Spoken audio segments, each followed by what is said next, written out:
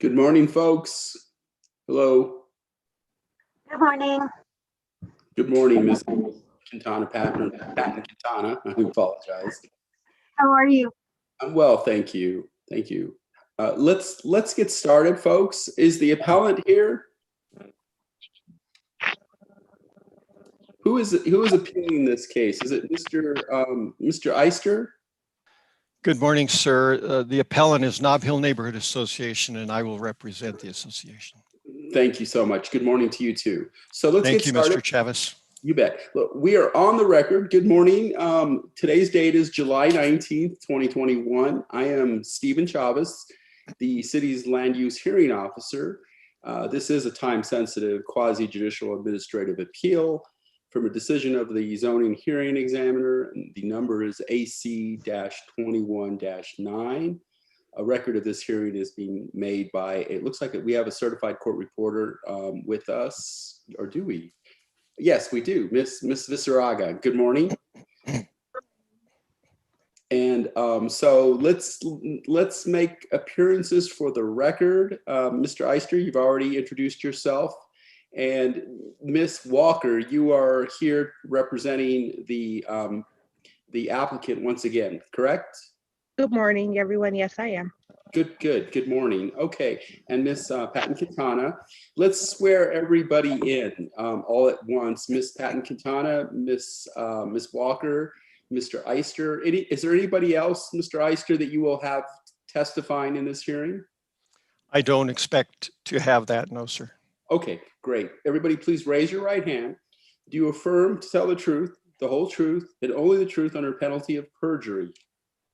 Yes, sir, I do. Good. Absolutely. Good. Yes, sir. Thank you so much. I know it's a formality. It's a little strange, but it's necessary. With regard to the record, I note that in the record, the remand instruction from, I think it was AC-21-1 was not included in the record. It needs to be in the record. I have requested that that be included in the record. Are there any objections to that? No. Okay, it will be included in the record. Is there anything, are there any other preliminary matters that we need to take care of before we get into the substance of the appeal? No. Good. Okay, Mr. Eister, you have the floor. Thank you, Mr. Chavez. Would you please outline what you would like me to address? Would you like me to go through the points in our appeal, and how long would you like me to speak? Well, certainly take as much time as you need, within reason, of course. If you become repetitive, I will hopefully politely stop you and ask you to wrap it up. But I'm really not going to ask you to outline any issues that I think I might have questions regarding your appeal as you proceed. Mm-hmm. Certainly the requirements of an appeal, I think you know, I can go over those if you don't know them, but I think they're pretty self-evident in the IDO. Does that answer your question? I know yes, yes, thank you. And if I could ascertain that I understand, there's no point in my reading the appeal. That's in the record. That's and I've read in the package, so I won't drag everyone through that. Maybe, thank you, Mr. Chavez. I think I understand, and I can outline our main points in just a few minutes. Okay, go ahead, sir. Thank you. Thank you, Mr. Chavez. Going back to the original ZHE hearing, we expected that the ZHE would apply IDO 66N3C. That is the section that pertains to variance for a taller front or side yard wall. And that would apply to a lot with low density residential development or a lot abutting a residential zone district. And so actually it turns out that was a mistake, but an honest mistake, and could be made by anybody. We did provide a position in writing and at the hearing to the examiner. And although we did tie it to a large extent to N3C, if I may call it that, we felt that the request did not meet N3C. And so in our letter, we told the ZHE we would not support or oppose, but would rely on him to implement the IDO. In other words, we thought that it didn't meet the pertinent decision criteria in N3C. So we asked him to see if the applicant could prove that it met, which we thought it wouldn't. And so he heard that request. We pointed out in our letter that, no, I'm not going to do that. I don't think that adds anything. I will say that in his notice of decision on the first hearing, then the ZHE actually applied N3A, which is the variance review and decision criteria. And he noted that the applicant has not established that there were special circumstances that met the standard, and he denied the variance. That was the original yes, sir. Hearing, right? Correct. And as everyone here knows, the applicant appealed. You heard that appeal. So when it was remanded to the ZHE, we again provided a statement, a different statement that we sent an email, and then we testified. And this time we addressed N3C, the test for an approval ZHE. And so if I'll just encapsulate those six, some of the comments we made relative to the items that we've ultimately appealed. Prong one of N3C deals with special circumstances.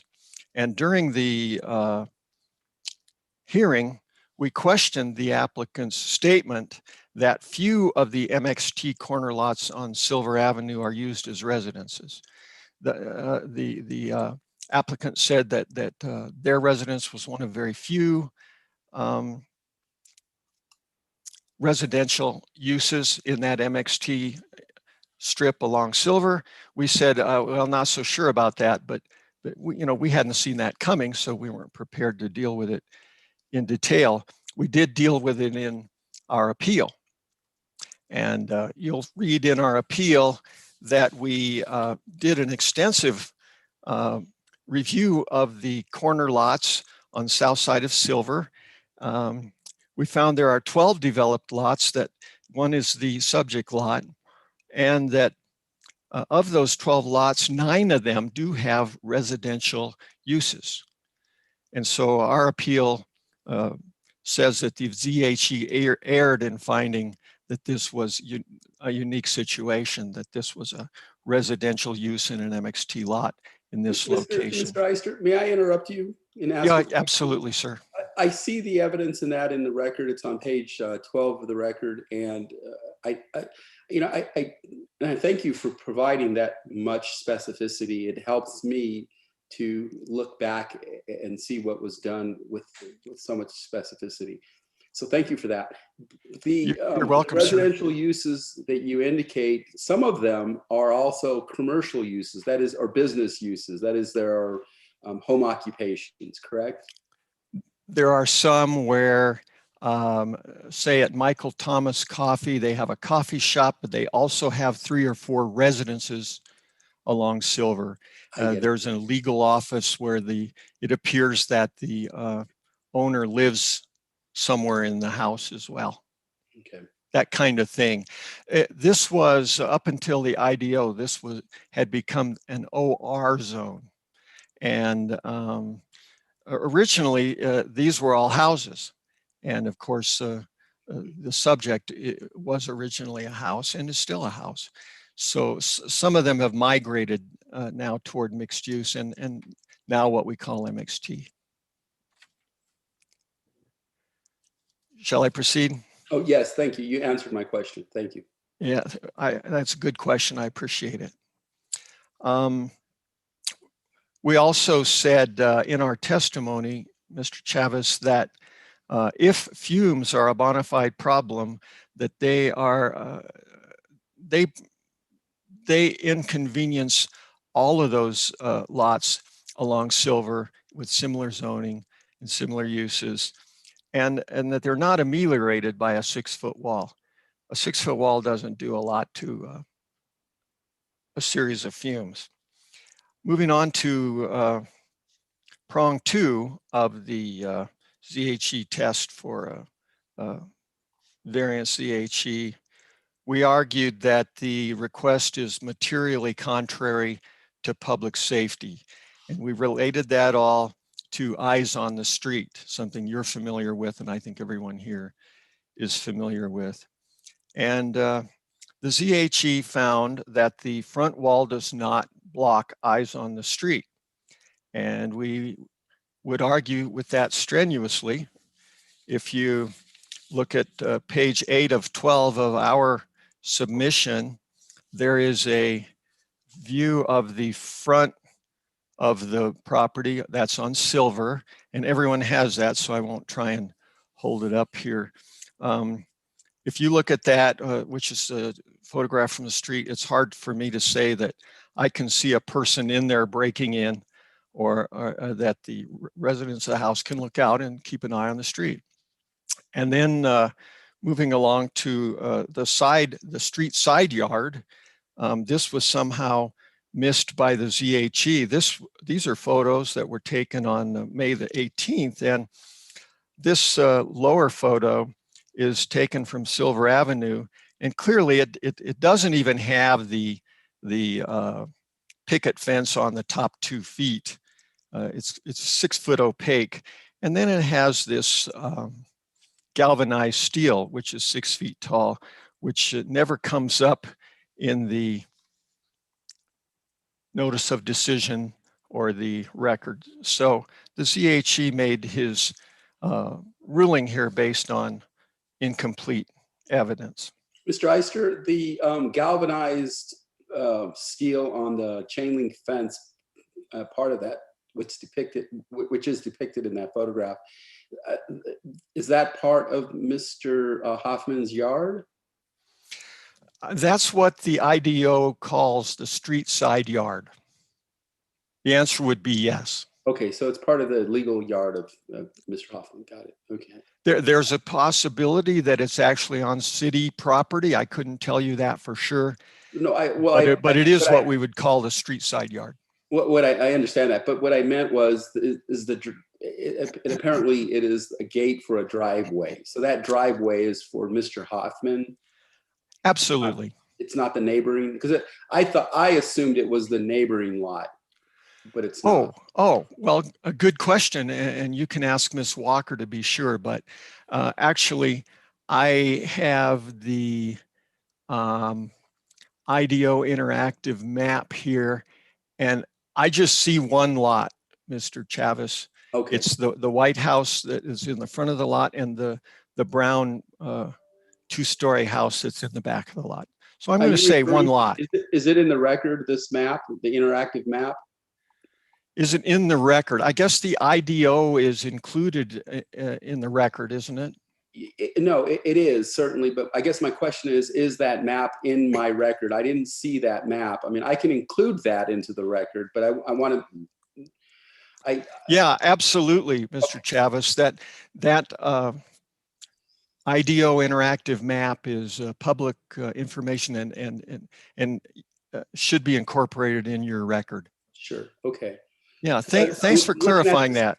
I'm looking at the sketch plan that Mr. Hoffman submitted in the record, and it's page 56 of the record.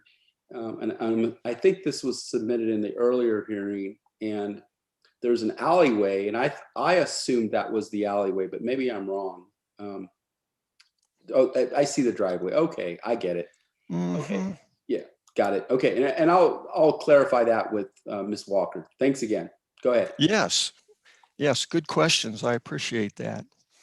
One thing we referred to in our testimony, Mr. Chavis, was a tenet of urban planning that was posited by Jane Jacob, the author of Death and Life of Great American Cities. She said, we cannot make communities safer by building private fortresses.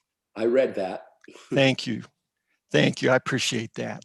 So now I would move to prong 3 of the decision factors, variance ZHE, significant material impacts.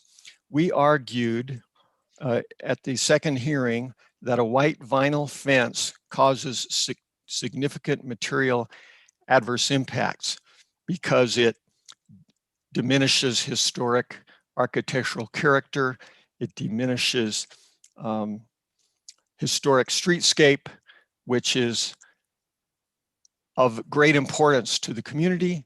It's of great importance to city as laid out in the comprehensive plan. We said that historic streetscape is a cultural resource that we value.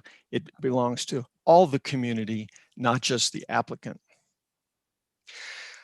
We noted in our appeal that the notice of decision does not refer to our argument around historic streetscape. It would be appropriate in our view for the notice of decision to acknowledge the argument, and whether it is not meaningful to the examiner or whether he does not respect it, and to say so. Mr. Chavez, I don't want to drag this out, but this subdivision was platted in 1916. As a point of reference, the locomotive shops at the rail yards were built between 1914 and 1924. This neighborhood is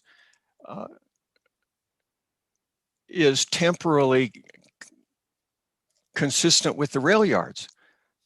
This is a bona fide historic resource, this neighborhood. Now, the structure, Mr. Hoffman's house is not a contributing historic building, is it? I didn't think it was. There, up until recently, there has not been an inventory of contributing properties. Thank you. Good question. Now, in the Monte Vista and College View Historic District, which is listed in State and National Register, and it's just due north of this, and it's 10 years newer, then every structure except for garages was characterized as contributing or non-contributing. But in answer to your question, School of Architecture and Planning recently inventoried University Heights as well as 2 other subdivisions in Nob Hill. And so they have made that determination in their study. Is this house characterized as a contributing structure? I haven't studied their inventory yet. Well, I'm thinking about the city's inventory. I mean, the UNM's inventory would be relevant historically, but for purposes of the law, I think I can only use the city's distinction of whether or not this is a contributing historic structure. I didn't see it on the list, and I didn't see it referred to in the zoning ordinance as it being in the district. It would be very incomplete to look only at the city's list of, I'm not sure what you're talking about exactly, because the city's list of historic structures is very limited and very small. And it doesn't even attempt to include historic districts. So, and your question guides me to the real issue here as far as heritage conservation, and that is the real asset of any historic residential neighborhood is its streetscape. That's what you see as you drive or walk or bike through the neighborhood. Every single building is not what makes a historic district. What makes it is its historic streetscape. That's the facades of houses and the front yards and how the houses relate to the public way. And so, at the risk of sounding like a bureaucrat, I guess my question referenced the historic guidelines manual. And does the IDO require that this home be, that exterior alterations to the home be reviewed by the Landmarks and Urban Conservation Commission under the historic manual, guidelines manual. There's no historic preservation overlay Okay, in that's what I thought. University Heights. Thank you. But I do think that a evaluation like this should be much more nuanced than just whether there's a historic preservation overlay zone. We pointed out to the hearing examiner that we've struggled with walls in front yards and street side yards for the last 20 years, because when houses in University Heights and surrounding streets were built in the 30s and 40s, walls and fences in front yards were rare. And where they were built, they were 3 feet or less. Then about 20 years ago, some people started to build walls and fences in the front yards, and they weren't highly regulated by the zoning code. The people thought that maybe this was a correct interpretation of the architectural standards of the time of development. Well, it wasn't, because they were not built. Walls over 3 feet were not built in front yards in University Heights in the 20s, 30s, and 40s. Some of them did it because they thought it would increase their safety. But we studied this hard with architectural historians, and they make it clear, and the National Park Service bears this out. They make it clear that to be a meaningful heritage resource, historic districts must continue to convey the architectural principles of their period of development. So whenever an individual builds a wall over 3 feet in their front yard, regardless of the material, it diminishes the historic character and the value of that historic streetscape. And when it's of a material that is completely out of keeping with the period of development, then that just exacerbates the problem. So just to end on that, end that one up and wrap that one up. Preserving historic streetscape is something that is of enormous value to our community. This has been borne out for 20 years. We have had a piece that's in the record, that's in our twice a year newsletter. It's been there for 5.5 years, 11 issues. And it says what I've just told you. And it says it to all the 3,000 households where we provide it. And if we fail in preserving historic streetscape, we fail to pass that cultural heritage to our children and their children and the children who come after them. If you like, I'll go on to conclude with a few final ideas. It's up to you, sir. Thank you. We noted to the ZHE that there were several written positions that he received that were in support of our position. And I would point out that I received an email this morning from John Pate. He's the president of the Southeast Heights Neighborhood Association. Our associations overlap somewhat. So his association also covers this subject, property. And he said, I won't put words in his mouth, I'll just read what he said. He said, "Good morning, Gary. I am triple booked this morning, cannot attend the Zoom meeting. I have written my opposition to the ZHE, but if you speak, please tell them that we are unanimous." Mr. Chavez, I'll just move to prong 5, in which we noted that 6 feet is not the minimum necessary to avoid extraordinary hardship or practical difficulties, that something less than that would block the same amount of fumes, which is very, very few. But it would keep out intruders, because a 3 or 4 or even 5 foot fence will keep out an intruder. And my parents had an intruder hop over a 6 foot fence at their house in a home invasion in Nob Hill. So, we shouldn't think that there's that much difference between these. The record shows that the examiner asked me in the hearing, what if it were not as high? And I did scratch my head for a minute, and then I finally said, if it were 4 feet high, I think my association's objections would be much less. Finally, I talked with a neighbor Friday who said, please tell the LUHO that what really irritates me is requests that are already built that ignored the IDO processes and therefore ignored the IDO purpose and intent for notice and dialogue. And I will add that we hope when property owners do that, it does not create bias in decisions. There may be a couple more things I would say in closing after, well, I'm not sure if you're going to have applicants speak. I know at the first LUHO appeal hearing, we weren't asked to speak, but if you, will I give it another chance to speak, or is this it, sir? You will have rebuttal. So you can rebut the arguments that are made by Mr. Hoffman or Ms. Walker.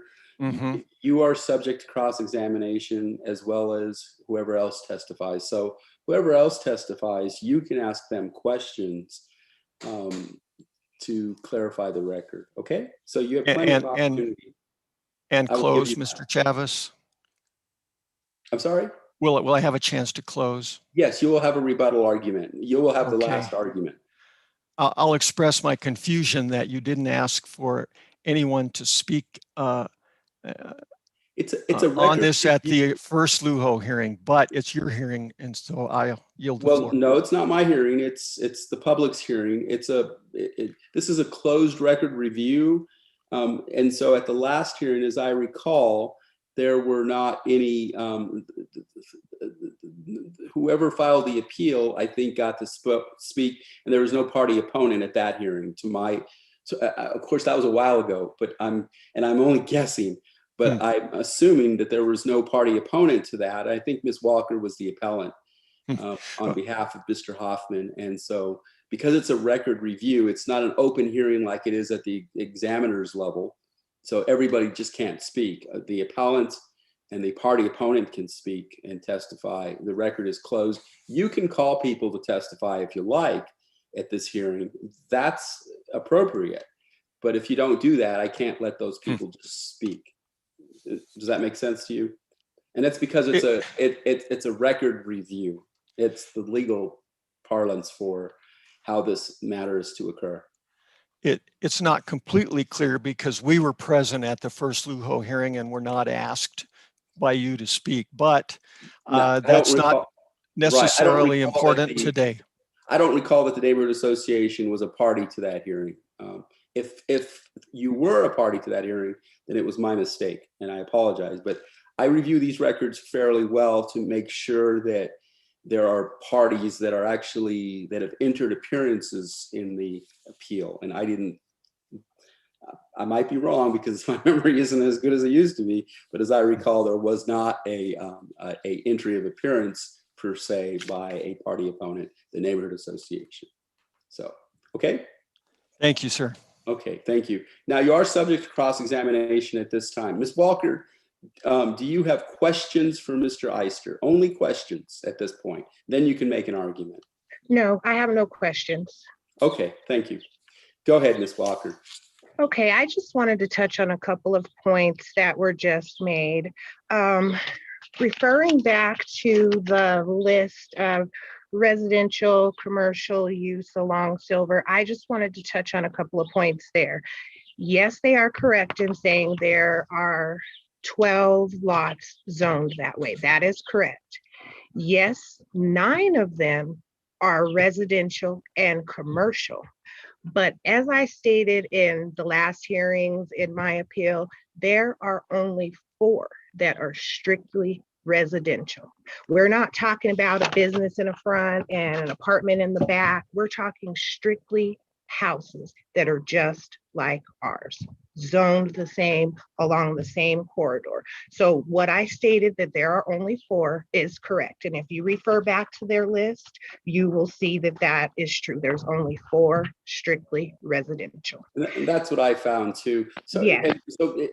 I'm sorry to interrupt you, Ms. Walker, but so it's your argument that Mr. Hoffman's use, everything's zoned for mixed use, but the use that's actually occurring in Mr. Hoffman's dwelling is strictly residential. He doesn't have a Correct. home occupation for a business use, correct? Nope, strictly residential. Got it.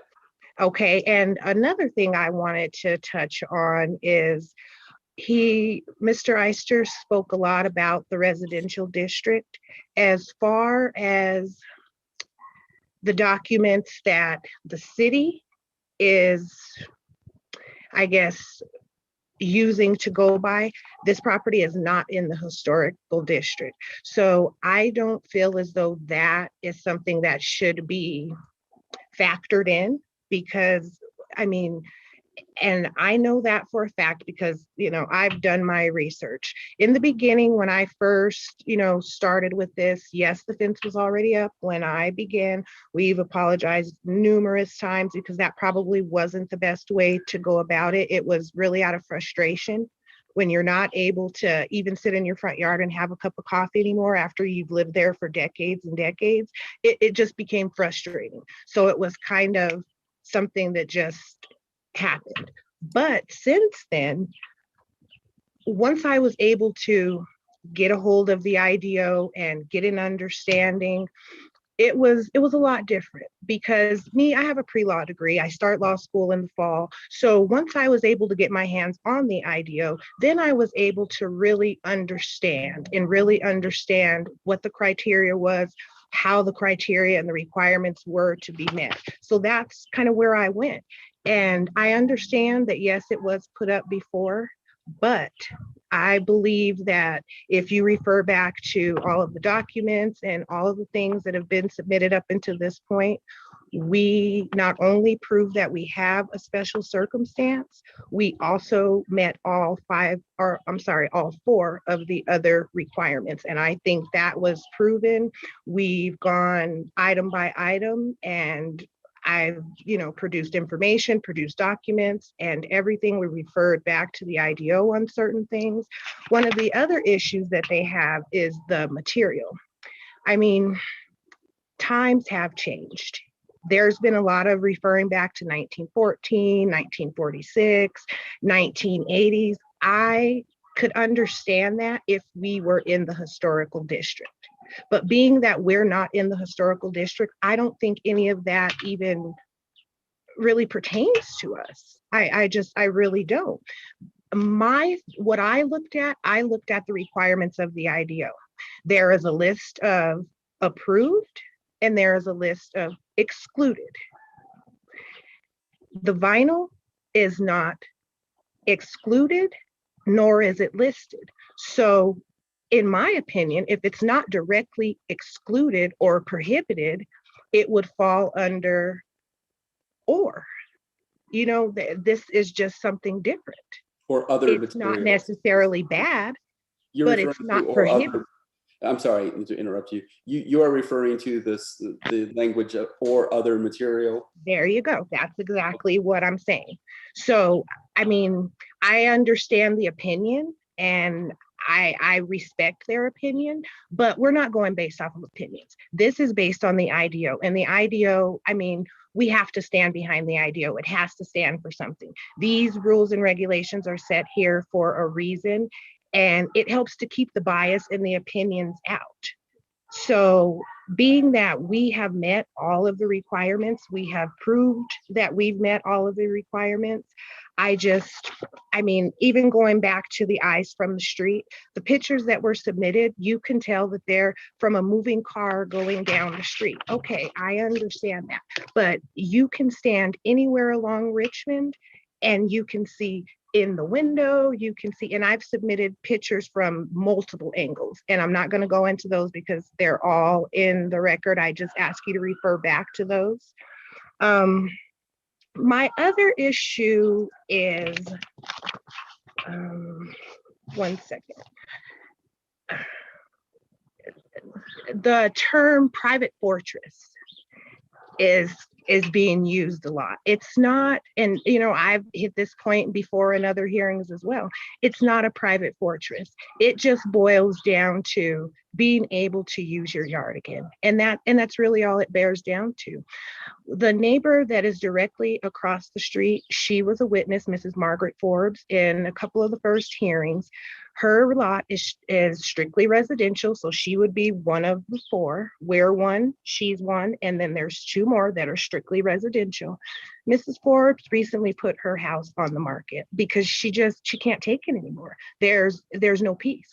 During the day, you have the daycare directly across Silver, so you have children screaming, you have the hustle and bustle of Silver, you have the trucks, you have everything going on. And this woman has lived in this home for decades. And then, now with the city and stuff being back open, you have Central, you have the nightlife, you have the Silver Business District, you have the trucks making their deliveries, and it's just proved to be too much for her. She cannot deal with it. She said there's no peace. She can't sleep, she can't rest, even if she tries to nap in the day. I mean, it's really brought her to a breaking point. And we understand that. We're not to that point yet because the fence is serving as that barrier. Like I always say, these MXT properties were zoned to be a barrier between the residential and the busy areas. That is the reason they're zoned the way they're zoned. So we understand that we are a buffer. We understand that we are the transition zone, that we are to absorb that noise and absorb that commotion to keep it peaceful for the residential side, to our left. I understand that. And we, unlike Mrs. Forbes, who can't do it anymore, we're willing to, to stay. But it's just, what do we have to do to be able to enjoy the property? The neighborhood association says, well, if it was 4 feet or even 5 feet, we'd be okay. But then he also said that his parents had a 6-foot fence and they still went over it right in the Nob Hill area. So to me, those two statements kind of contradict each other. If 4 or 5 feet is okay, but you experience someone going over a 6-foot fence, it just, in the same neighborhood, to me, that just seems kind of contradictory. But that's just, again, that's my opinion. But I really want to say I stand behind the IDO. I know in the beginning that was the decision or the position of the neighborhood association as well. They weren't for or against it. They said that they stood behind the IDO. Well, we stand behind the IDO too. Now that we have a greater understanding of the IDO and what it stands for, I believe that we've met all of the requirements within the IDO, and we respect the last decision, and we hope that it will be upheld. Ms. Walker, I have a question for you. Definitely. Regarding the chain link fence with the tin on the back, that's part of Mr. Hoffman's yard?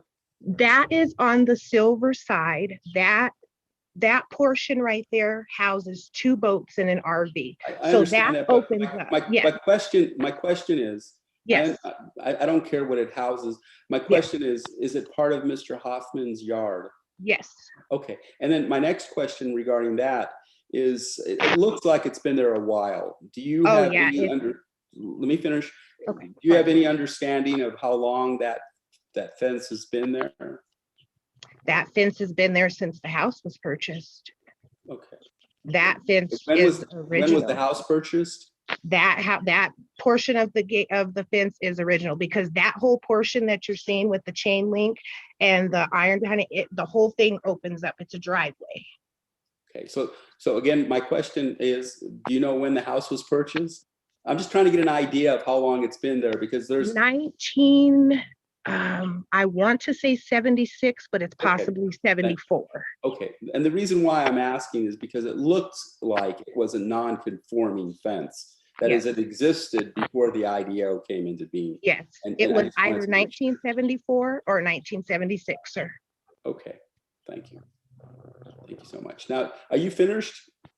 Yes, sir. Okay, so you are subject to cross-examination. Okay. Mr. Eister, do you have questions for Ms. Walker? And this is the time where you can only ask questions of her. You can make an argument later, but questions are only permitted at this time. You have to unmute. No questions, Mr. Chavez. Okay, thank you so much. Okay, Ms. Walker, is there anybody that you would care to have testify in this hearing that is present today? No, sir. Okay, so let's move on to Ms. Patton Quintana. Ms. Patton Quintana, I've sworn you in. Do you have anything to add to the record in this case? No, sir, I do not. Thank you. Okay, thank you so much. Okay, Mr. Eister, you can close this matter and argue a rebuttal if you like. Take as much time as you need. Thank you very much, Mr. Chavez. I'd like to address the uniqueness of the property again. And I'd like to address our data that shows there's no argument about the fact that of the 12 similar properties, that 9 of them have residential uses. And I would argue that a residential use is a residential use. And it's affected the same way, whether there's a little office up front or not. So I think that there are 9 properties that have a residential use, and they're all subject to the same kinds of impacts as one that has only a house. And so 9 out of 12 is not unique. And of the 9, do any of them have 6-foot tall fences? I would almost need to Google stalk that or something to answer your question. The one across from the applicant does have tall fences. Mm-hmm. I can't think of any others that do. No, as you walk or bike down Silver, which is a bike boulevard, the side yards are generally pretty open, and you can see the houses and you can appreciate their architectural character, except for this one and maybe the one across the street from it. Okay, thank you. Ms. Walker points out that this is not in a historic district. One should parse that statement quite carefully. This is clearly a district with a historic character. It's an important architectural resource to the people of the community. It is not listed yet in the state or national register. But if we continue to denigrate its historic character, if we continue to denigrate its historic streetscape, that will diminish the opportunity that it could ever be listed. And in the context of our earlier discussion, this may or may not be pertinent, but with this recent inventory that's been done, the community will be looking now at asking for listing in the state register. So that could happen imminently.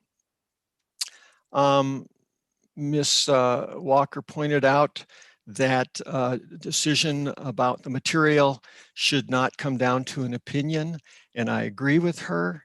We are not expressing an opinion. We are expressing positions about historic character and conveying architectural character of the period of development that come from the National Park Service, who they appear in its National Register Bulletin, which describes how historic residential suburbs can be evaluated and considered. It's not an opinion. If this isn't a private fortress, I don't know what is. So if we want to argue about Jane Jacob and how to make safer neighborhoods, this isn't how you do it. I'll go ahead and close, Mr. Chavez, by saying that associations like ours devote enormous effort to understand the concerns of our community and to learn the underlying planning principles to help build the best possible future. We employ that knowledge and good faith. You've heard the 6 items in our appeal, but as we reviewed the notice of decision, we developed an overarching concern, and that is that in findings 9, 10, and 13, the examiner referred to 6 statements by the applicant, which he accepted as evidence, even though some of them are not factual. In findings 9, 10, and 13, the same findings, he noted the 5 statements by us and found them all insignificant. His finding 10B does not even address our argument around the importance of preserving historic streetscape. He concludes only, agent points out that just because something is different does not make it bad. That's pretty short shrift to the arguments of the community. And it suggests a lack of understanding around heritage conservation and the context of a property in its surroundings. So we think it's altogether fitting for council to consider this appeal with all care. When communities like ours provide positions and feel that they're not heard, the potential exists that neighborhoods will start to feel like the process is not serving the Republic and is not worth their time. Thank you. Thank you, Mr. Eister. We will go off the record. I will have a recommendation to the city council within 15 days. Okay, and I will send it to everybody simultaneously when I send it to the city council. Thank you all for all the information, and I will look at it very carefully. Thank you. Bye-bye. Thank you. Good Thank you.